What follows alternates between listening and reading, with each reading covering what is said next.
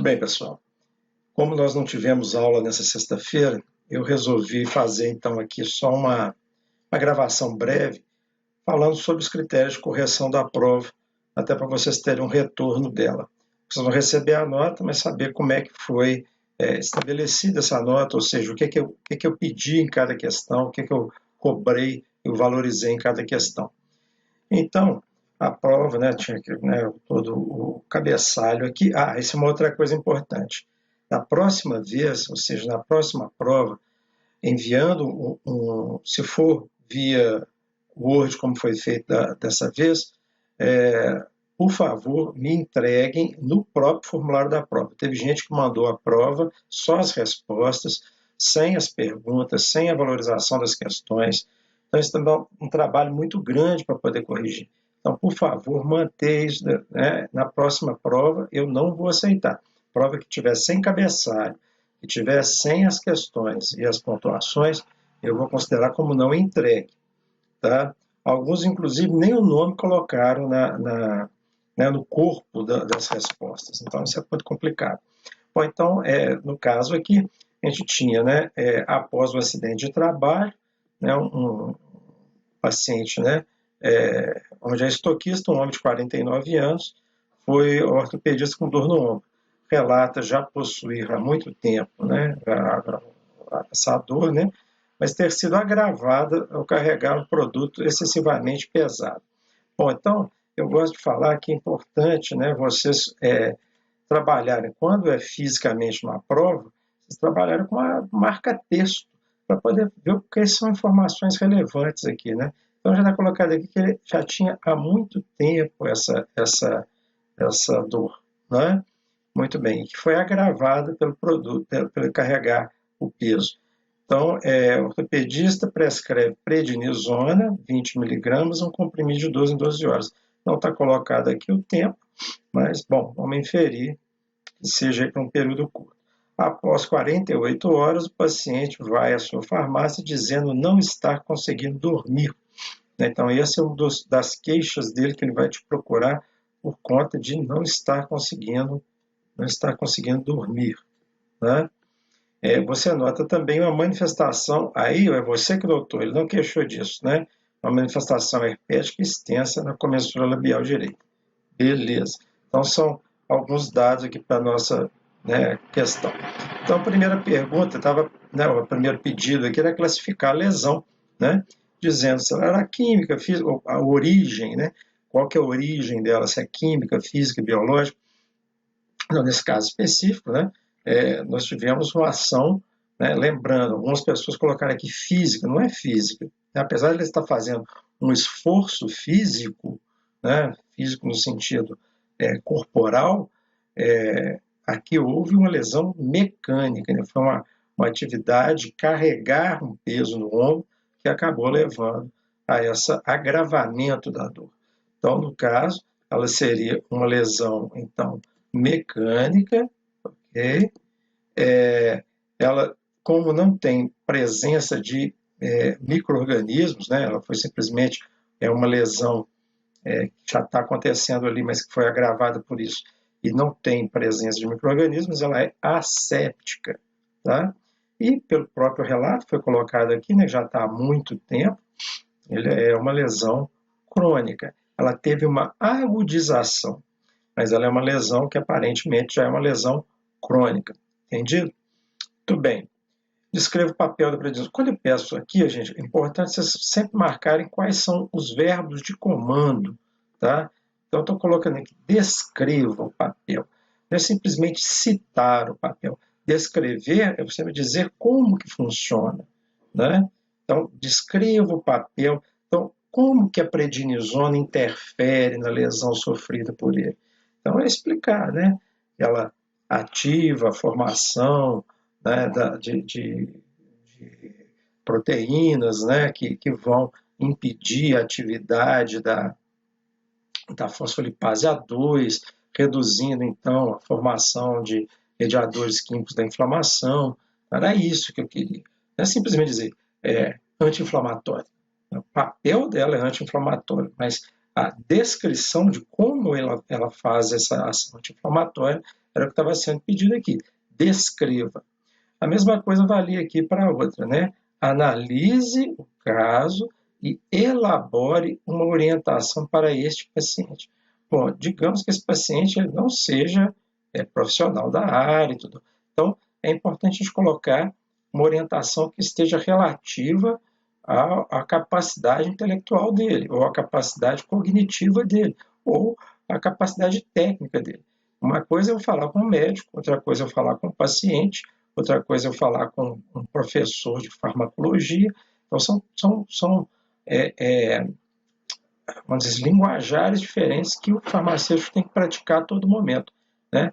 Ele tem que procurar saber falar na mesma hora que está falando ali com o paciente, ligar para o médico, usar o linguajar técnico para poder descrever o caso. Então, olha só, aqui, para poder orientar esse paciente, a primeira coisa que ele queixa, ou melhor dizendo, o motivo da queixa dele ir à sua farmácia é dizer que não está conseguindo dormir. Né? Então, a gente falou aí da alteração que a prednisona pode provocar no ciclo circadiano, né? Porque ela mimetiza o efeito do cortisol, e o cortisol, como a gente já disse, também escrevemos aí nas nossas aulas, ele vai ter uma liberação maior, uma concentração maior no período mais, vamos dizer assim, da metade do dia, né? Então, em torno da primeira metade do dia ali, né? E ela começa então de manhã cedo, né, logo depois de despertar, esses níveis vão elevando até estar ali no máximo por volta do meio-dia, e começa então um decaimento até chegar à tarde. Isso vai levar então a pessoa a ter sonolência e tal, e dormir. Então, é o normal, né? O cortisol ele tem que estar elevado no início do dia. Agora, como o médico prescreveu lá de 12 em 12 horas, isso vai fazer com que, bom, primeiro, se ele acordou 8 horas da manhã, ele vai tomar o comprimido 8 horas da manhã e 8 horas da noite, né? Isso daí vai mimetizar essa atividade do cortisol, como se o cortisol estivesse sendo liberado em 2 momentos do dia. Então, qual que é a orientação que a gente pode fazer aqui, né? Primeiro, sabedores de que essa divisão de 12 em 12 horas, ela não tem nenhum ganho farmacológico, tá? Que se eu juntar essas doses, né, só na parte da manhã, o efeito vai ser o mesmo, né? Eu posso orientar o paciente a, em vez de tomar 12 horas, tomar uma vez ao dia, né, pela manhã, para poder evitar essa sonolência, essa ausência de sonolência à noite, né? Essa falta de sono à noite. Então, gente, vocês não precisariam nem ligar para o médico para poder dar essa orientação. Mas, caso quisesse, então era para poder ligar para o médico e dizer, senhor doutor, ele está reclamando, poderíamos mudar, então, essa administração, a posologia, ao invés de dar de 12 em 12 horas, dar os 2 comprimidos pela manhã. Então, basicamente isso. E a outra coisa é a questão da manifestação herpética. E, apesar de não ter sido queixa do paciente, comentar com ele, pessoal, olha, isso daí, né, você já tem hábito de ter, né, é a primeira vez que está tendo, perguntar. E outra, né, se ele já tiver hábito, já tiver, por exemplo, uma ciclovir em casa e tal, né, souber tratar isso, e também, né, tá alertando, nesse caso, está alertando o médico, né, para dizer, a orientar esse paciente também, a sempre que for ao médico, né, e dizer que tem essa lesão herpética, né, no caso, no uso principalmente de medicamentos corticoides. Ok? Era basicamente isso. A segunda questão estava relacionada, então, com uma mensagem, um fake news, do WhatsApp. Então, na mensagem aparecia lá da tia Maria, mandando a mensagem para você. Obviamente, a tia Maria foi inventada, tá, viu, gente? Não use prednisona na quarentena. Estudo indicam, para começar, né, escrito errado, eu fiz questão de colocar assim para poder mostrar como são essas fake news. Normalmente elas não têm coerência teórica, né, e às vezes até erros de português. Então, estudo indicam que a prednisona facilita a infecção pelo coronavírus. Aí tem um desenhozinho, sei lá o que é isso lá, como se fosse coronavírus, né? Coronavírus faz o seu pulmão ficar igual gesso. fica todo branco e não troca mais ar com sangue. A prednisona aumenta isso, pois acumula cálcio dentro da célula do pulmão e te mata por falta de ar. Muitos já morreram usando prednisona em Manaus. Então, outra coisa característica de fake news, né? Normalmente mandar compartilhar, compartilhe o máximo que possa, vamos compartilhar sem dó, né? Avise a todos os seus contatos. Então, tá aí. E seja dessas imagens alarmantes e tudo mais. Bom, beleza. Então, eu peço aqui para poder analisar novamente, analisar a mensagem, identificar o que é verdadeiro e falso nas informações. Bom, primeira coisa, né? Não use prednisona nessa quarentena. Então, beleza, depois vem. Estudos indicam que a prednisona facilita a infecção pelo coronavírus. Ela não pode não facilitar, ou seja, ela não vai aumentar o número de casos, né? Mas a pessoa que já faz uso da prednisona provavelmente vai estar mais suscetível à infecção se tiver comparado com uma outra pessoa que não faz uso dela. Por quê? Porque o corticoide ele é imunossupressor, né?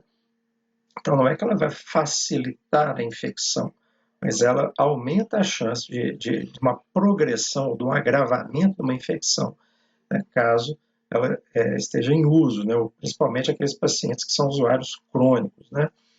Beleza, então que já tem o sistema imune deprimido. Então é uma meia-verdade, vamos dizer assim, né, que acaba sendo, como eu digo, meia-verdade é uma mentira inteira, tá? Descreva, aí estava pedindo outra coisa, né, que está colocada aqui. O coronavírus faz seu pulmão ficar igual ao gesso. Na verdade, tem uma linguajar popular, mas há um adensamento, né, nas imagens de raio-x, tomografia, que são mostradas aí na presença do coronavírus. É típico de processo inflamatório no pulmão. Então, acúmulo de água, acúmulo de líquido, processo, aquilo que a gente falou aí extensivamente em processo inflamatório, que é a exudação de plasma, né, de leucócitos. Então, aquilo ali vai formando realmente um adensamento e uma coloração brancacenta, né, na imagem de raio-x. Então, o pessoal fala parecendo vidro embaçado, ou a imagem, né? Então tem isso, né? Agora, não é gesso, não vai transformar em gesso, endurecer o pulmão ali, né? Agora, que faz, né, que o coronavírus, né, diminui a troca gasosa, diminui, isso é verdade, né? Diminui, porque esse processo faz com que ali nos alvéolos ocorra uma dificuldade de entrada, de troca. Eu tenho um acúmulo de líquido. Isso vai fazer que a troca gasosa, né, seja diminuída, né? Bom, beleza. Prednisona aumenta isso, pois acumula cálcio dentro das... Então, primeiro, a prednisona, como todo corticoide, não acumula cálcio, né? Ao contrário, né? Os corticoides eles diminuem a concentração de cálcio, tanto intracelular quanto a captação de cálcio, a gente já falou nisso, né? Agora, não há nenhuma evidência que a prednisona vá aumentar esse problema. Muito pelo contrário, né? Há estudos e em alguns casos, né, eles têm até pensado em utilizar os corticoides para diminuir o processo inflamatório, porque é justamente o processo inflamatório que aumenta essa característica aí de adensamento, de diminuição, presença de líquido, né, e diminuição da troca gasosa. Ok? Então seria isso. A outra coisa, muitos já morreram usando prednisona em Manaus. Isso é falso, não tem nenhum dado relativo a isso. Segundo, escreva uma mensagem para a tia Maria. Está explicando, né, o que você verificou. Então tem que usar uma linguagem, eu peço aqui, acessível para ela. Então, fala assim, tia Maria, tudo bem, eu recebi a mensagem, tá? Algumas coisas aqui eu identifiquei que não são verdade, né? A prednisona, ela pode sim prejudicar se a pessoa já estiver usando prednisona há muito tempo, pode facilitar a infecção, né, o agravamento da infecção. De qualquer forma, se a pessoa tiver os sintomas, né, do coronavírus, não deve tomar prednisona. Aliás, não se deve tomar nenhum medicamento aí sem conhecimento do médico, caso apareçam esses sintomas aí do coronavírus. Tá? Segundo, a prednisona não aumenta a rigidez pulmonar, não dificulta a passagem, inclusive alguns médicos estão estudando o uso dela, como de outros próximos dela lá, parentes dela, né, da prednisona, no tratamento do coronavírus, dos casos graves. Tá? Então, e não tem esse dado de que Manaus tenha morrido gente relacionada ao uso de prednisona estando com coronavírus. Então, a princípio, uma fake news. Ok? Beleza. Segundo, agora você vai criar um comunicado, crie um comunicado técnico, tá? Então, a ser colocado em um site, né, aqueles sites para poder denunciar essas fake news, mesmo, boatos.com. Então, beleza. Aqui, gente, você tem que falar com linguajar técnico. Então, explicar, né, aquilo que a gente já falou ali, né? A prednisona pode começar assim, né? Primeiro, né? Vem circulando informações sobre o uso da prednisona e escreve o que está acontecendo, né? A prednisona é um fármaco da classe dos corticoides que tem, sim, efeito imunossupressor. Então, deve-se evitar o uso sem o conhecimento médico, né? Sem indicação médica, durante esse período, né? Como em todos os outros períodos. Não vai usar corticoides sem conhecimento médico, né? Segundo, né? Não há evidências de que ela vá adensar, tornar a presença de cálcio no interior da célula. Isso não acontece. Tá? Então, ao contrário, geralmente os corticoides diminuem a concentração de cálcio, né, podendo provocar inclusive osteoporose nos usos prolongados. Tá? E não há nenhum dado indicando que a prednisona esteja associada a mortes em Manaus. Pronto, basicamente isso. Né? Não precisa ficar inventando demais, mas num linguajar técnico. Okay? Segundo, era pedindo para me orientar, né, relativo a uma prescrição. Então, está lá, losartano, hidroclorotiazida, a rivaroxabana, que é como é que chama, gente? O xarelto, e o Celebre, que é a celecoxib. Bom, então, o que a gente tinha? Tinha um caso aqui de um paciente, evidentemente, que é hipertenso, usando, então, um wine seletivo COX-2 e um anticoagulante potente, né, que é um dos mais potentes que tem aí no mercado. Então, aqui tinha duas coisas a serem consideradas. Primeiro, o uso de anti-inflamatórios, mesmo sendo a COX-2, com um paciente hipertenso, tem que ser usado com cuidado, porque pode sim elevar a pressão arterial desse paciente e agir de forma antagônica, inclusive com a hidroclorotiazida. Tá?